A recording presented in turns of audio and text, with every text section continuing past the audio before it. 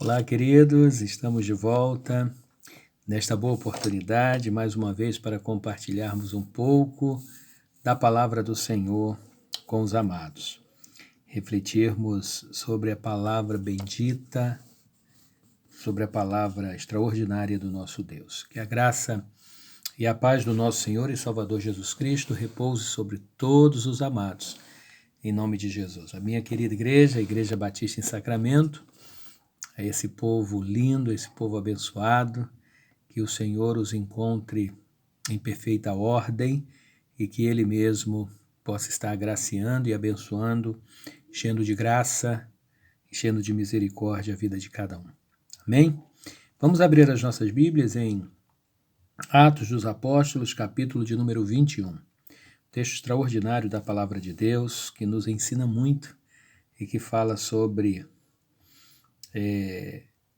a ação do Espírito Santo de Deus na vida de um servo chamado Paulo. Então, capítulo 21 de Atos, estarei lendo o versículo de número 13 e o 14. Preste atenção. Mas Paulo respondeu: Que fazeis vós, chorando e magoando-me o coração? Porque eu estou pronto, não só a ser ligado, mas ainda a morrer em Jerusalém, pelo nome do Senhor Jesus. E como não podíamos convencê-lo, nos aquietamos dizendo: faça-se a vontade do Senhor. Que Deus aplique a sua palavra bendita ao nosso coração. Irmãos, esse texto fala sobre o servo de Deus, o apóstolo Paulo, quando ele tem o direcionamento do Espírito Santo de Deus a ir até Jerusalém. E um profeta chamado Ágabo, ele acaba sendo usado por Deus para dizer a Paulo que ele seria preso em Jerusalém. E é interessante nós observarmos que este profeta, ele pega uma cinta de Paulo, né, e põe sobre os seus pés, sobre as suas mãos, e o Espírito Santo de Deus então o revela, de acordo com o versículo 11, o revela que o varão que usar, né, que for o dono daquela cinta, então iria padecer, seria entregue nas mãos tanto dos judeus quanto dos gentios. E os irmãos que estavam ali reunidos, ouvindo isto e crendo que realmente era uma ação, né, uma palavra do Espírito Santo de Deus, que não havia dúvida alguma, então começaram a persuadir Paulo a não ir a Jerusalém. Né? Notem o versículo número 12, e ouvindo nós isto, rogamo-lhe que tanto nós como os que eram daquele lugar que não subisse a Jerusalém. Como disse assim, Paulo, já que o Espírito Santo de Deus revelou, disse que você vai padecer lá, então não vá, fique aqui conosco, não vá. Então eles começaram a persuadir Paulo a não ir. Mas então, o versículo que nós acabamos de ler, mas Paulo respondendo: que fazeis vós, chorando e magoando-me o coração? Ou seja, os irmãos estão me fazendo doer, me fazendo chorar também, porque eu estou perplexo, eu estou comovido também com as palavras dos irmãos. Mas olhe só, queridos, o restante do texto. Porque eu estou pronto, não só a ser ligado, mas ainda a morrer em Jerusalém pelo nome do Senhor Jesus. Eu estou pronto. Irmãos, eu quando medito sobre esse texto, e já meditei nele algumas vezes, eu fico assim pensativo, maravilhado, quando a tamanha a convicção do Deus que Paulo servia e das aflições que ele sofreria em nome deste Deus, mas nada disso impediu de cumprir a vontade do Senhor.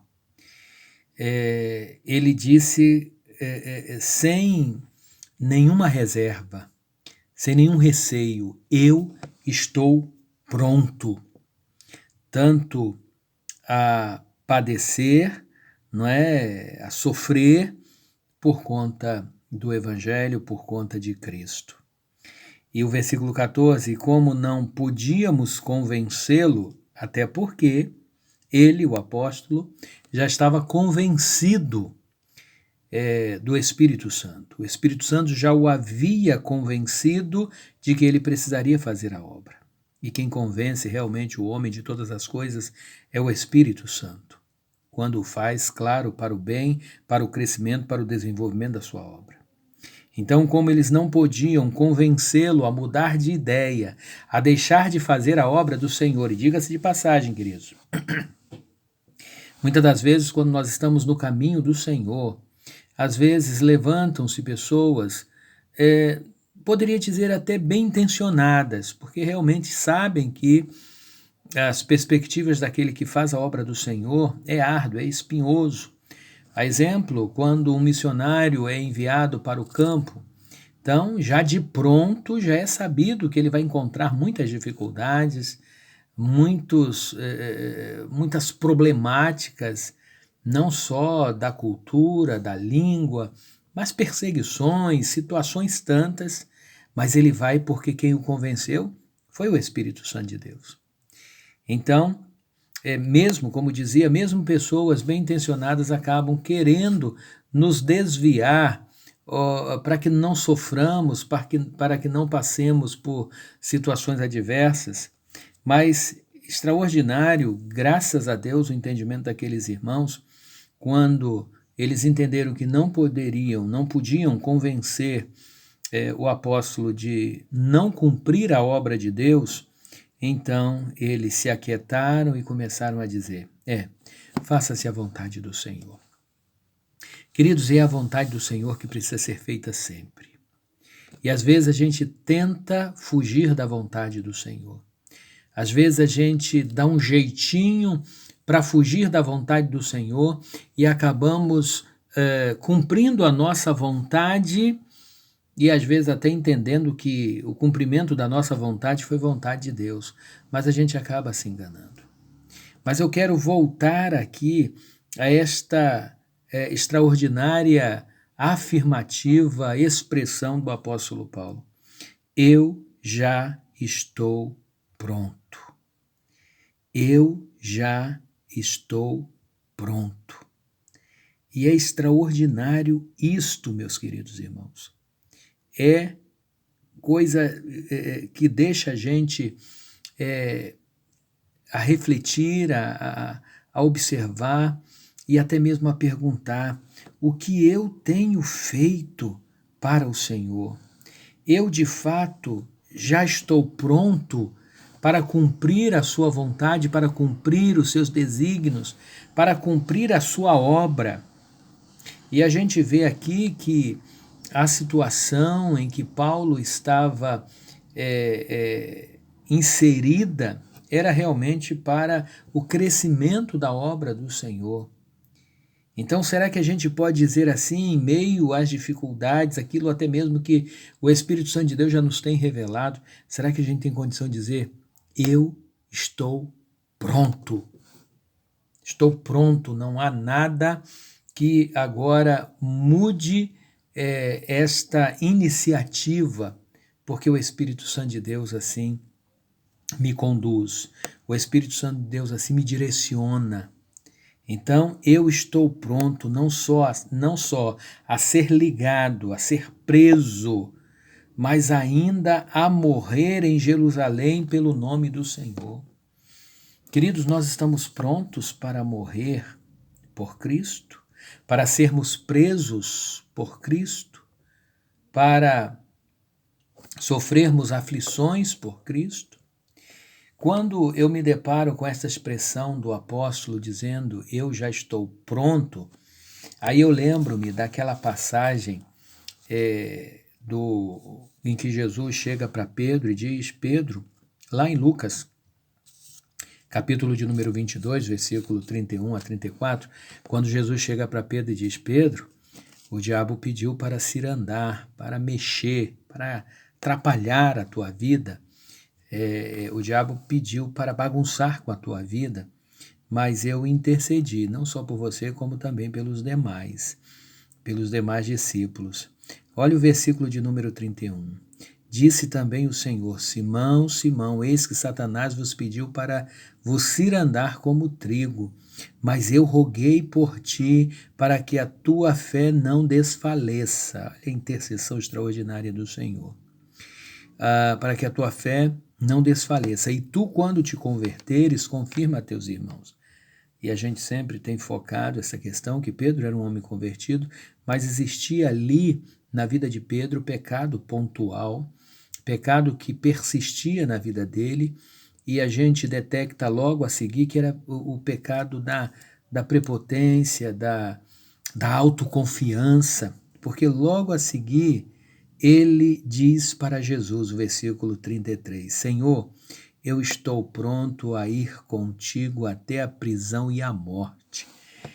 Olha a expressão que Pedro declara. Senhor, eu estou pronto, observem, eu estou pronto a ir contigo até a prisão e a morte. Notem que o apóstolo Paulo, lá no capítulo de número 21 de Atos, usou esta mesma declaração. E Paulo foi eficaz na sua prontidão, na sua vida na presença do Senhor e realizou a obra do Senhor de forma extraordinária. E não houve refresco, não houve situação amena para o apóstolo Paulo. Mas aí a gente observa que a afirmativa de Pedro, dizendo aqui, Senhor, eu estou pronto a ir contigo até a prisão e a morte, Pedro não sabia o que estava falando. Pedro não estava pronto coisa alguma. Pedro estava despreparado. Tanto é, prova disto é que, na sequência dos fatos, logo posteriormente, Jesus indo a Getsêmani, Jesus orando com os discípulos, Jesus sendo preso após ter sido identificado por Judas, todos deram no pé, inclusive Pedro. E a gente observa que mais a seguir, mais à frente, em um curto espaço de tempo, Pedro nega a Jesus 3 vezes. Pedro não estava pronto. Claro é que depois a gente sabe que Pedro ele buscou a presença de Deus, a face do Senhor, ele se arrependeu do seu pecado, do seu erro, mas antes que isso acontecesse, tanto é que Pedro não estava pronto, o que Pedro fez? Eu vou pescar. Eu vou voltar a fazer o que eu fazia antes. Tanto é que alguns outros discípulos disseram, nós vamos juntos. Ele teve até o poder de persuasão, de persuadir os outros a fazerem a mesma coisa. A frustração de Pedro, inclusive, é a nossa lição da Escola Bíblica Dominical desta semana, não é? Relata sobre, a semana passada relatou sobre isto, sobre a depressão, ainda que leve, moderada de Pedro, que ele fora acometido por causa deste fato e depois cair em si, quando Jesus sendo maltratado e Pedro observando-o de longe, chega um momento em que Jesus vira-se para Pedro, olha dentro da alma de Pedro. E ali naquele momento, Pedro então, ele disse, realmente eu não estava pronto. Não estava pronto mesmo. Então, queridos, eu quero compartilhar com os irmãos para que a gente possa analisar, para que a gente possa observar a nossa vida, a nossa realidade para com o Senhor. Será que de fato nós podemos dizer isto com toda a ênfase, com toda a certeza, convicção, mas convicção plena dada pelo Espírito Santo, não baseado na nossa prepotência, na nossa autoconfiança, era o que acontecia com Pedro? em ter dito, Senhor, eu estou pronto, e Jesus sabia que ele não estava pronto. Por isso, logo a seguir o alerta, logo a seguir, no versículo 34, ele diz, não é? Digo-te, Pedro, que não cantará hoje o galo antes que 3 vezes negues que me conhece. Pedro não estava pronto. Paulo estava pronto. Paulo estava iluminado, inspirado. Paulo estava sendo conduzido, estava sendo instruído, estava sendo convencido pelo Espírito Santo. Pedro, ainda por causa da sua arrogância, por causa do seu jeito, Pedro de ser, o que a gente sempre diz, e Jesus o conhecia muito bem. Mas como diz a nossa lição, os irmãos que estudaram, uma lição extraordinária, né, desta revista aqui, ó, que a gente está estudando neste trimestre, tratamento bíblico, ansiedade e depressão. Então a gente vê que Pedro, depois Jesus vai até Pedro de um jeito tão amável, de um jeito tão habilidoso, não recriminando, mas resgatando. Como que se dissesse, Pedro, quando lá no início eu o chamei, eu disse que você seria pescador de homens, não de peixes mais. Porque naquele tempo vamos colocar aí há uns 3 anos atrás, você era um pescador de peixes, sim. Mas lembra que eu te chamei para você ser um pescador de homens? Então, você voltou a pescar peixes, mas não, Pedro. Você vai ser um pescador de homens, sim. Porque 3 vezes Jesus pergunta se Pedro ama. 3 vezes Pedro responde que sim. Mas Jesus só sentiu sinceridade em Pedro na 3ª vez. Quando diz, amas-me, Pedro? Sim, Senhor, eu te amo, tu sabes todas as coisas. Então apacenta as minhas ovelhas. Cuida deste cardume de peixes humanos. Cuida. E a gente viu que posteriormente Pedro foi uma bênção. Depois, sim, Pedro ficou pronto. Mas faltava, Pedro estava sendo lapidado. Assim, queridos, Deus também quer lapidar a nossa vida. Deus quer trabalhar na nossa vida. Mas a pergunta é, e essa pergunta não pode calar-se, você está pronto?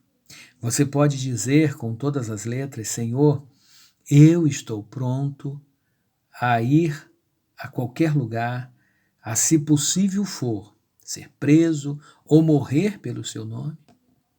Eu estou pronto? Você está pronto? Então é importante que nós reflitamos sobre isto. Tomemos como exemplo esses 2 servos. O apóstolo Paulo, que lemos inicialmente, e o apóstolo Pedro. 2 apóstolos, 2 enviados do Senhor, 2 servos do Senhor, que em circunstâncias parecidas usaram a mesma expressão, mas tendo uma vida diferente um do outro. Diferente no que se diz respeito à condução, ao convencimento do Espírito Santo. Mas o melhor disso tudo, queridos, é que Jesus tratou Pedro de uma forma extraordinária. E Jesus também cuidou de Paulo, mesmo Paulo sofrendo horrores. Por isso que podemos até dizer que o ministério de Paulo terminou ele tendo a provisão do Senhor, mesmo em prisão domiciliar, mas livremente pregando o Evangelho. E o apóstolo Pedro depois teve uma autoridade extraordinária dada pelo Senhor. Então, irmãos, amados, nós não podemos deixar de servir a este Deus lindo. Então, esteja pronto para a obra do Senhor, a despeito de qualquer coisa. Vamos orar? Santo Deus, nosso Pai, em nome de Jesus, nós louvamos o Teu nome. E dá, ó Deus, que estejamos prontos para realizarmos a Tua obra. Dá, ó Deus, que o convencimento venha do Teu Espírito, ainda que alguns digam, não vá, você vai sofrer. Mas, ó Deus, persistirmos para que estes mesmos digam, seja feita a vontade do Senhor. e que essa vontade do Senhor seja algo pleno na minha vida, na vida de cada um dos meus irmãos. Em nome de Jesus. Amém. Queridos, que Deus a todos abençoe. A graça e a paz do nosso Senhor e Salvador Jesus Cristo esteja com todos vocês. Aos meus queridos irmãos da Igreja Batista em Sacramento, as famílias, aos nossos queridos idosos, se cuidem. Aos nossos irmãos mais novos, cuidem dos nossos queridos irmãos mais experientes. Preserve-os para que eles continuem firmes na palavra do Senhor e em plena saúde. Que Deus nos abençoe e até o próximo encontro. Que Deus em Cristo a todos abençoe grandemente. Fiquem todos na paz.